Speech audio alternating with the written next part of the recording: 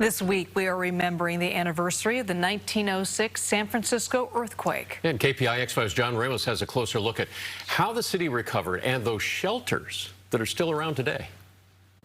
We think of San Francisco's housing crisis as a modern problem, but it was also happening 116 years ago. And back then, this is the solution they came up with. You'll find them in all parts of the city. They're usually the smallest home on the block, but they represent a big part of San Francisco's past. After the earthquake and fire wiped out most of the city, it faced a catastrophic housing crisis. Homeless people were living in tents on the streets, and officials were desperately looking for places for them to live. Sound familiar?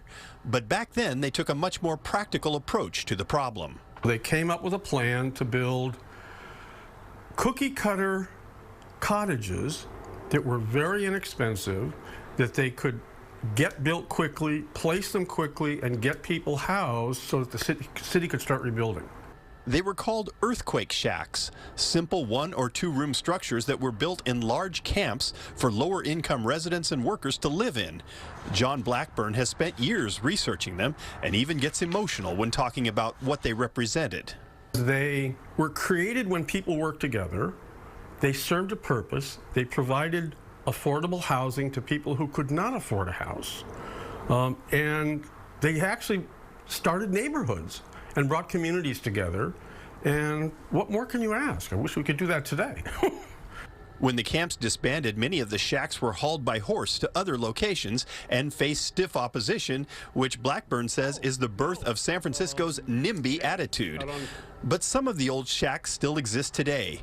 Most of them have had rooms added on, but the old bones are still there. And the one Ross Inden bought gives him a different perspective on life. The thing I like about it is that maybe it kind of helps us sort of revisit what our priorities are in this world that we're living in, and how much do we really need. So do the Quake Shacks hold a lesson for us? Blackburn thinks it's about not letting the rules get in the way of solving a problem. They didn't have to think about what they couldn't do. They thought about what they needed to do, and that's a big difference. In San Francisco, John Ramos, KPIX 5.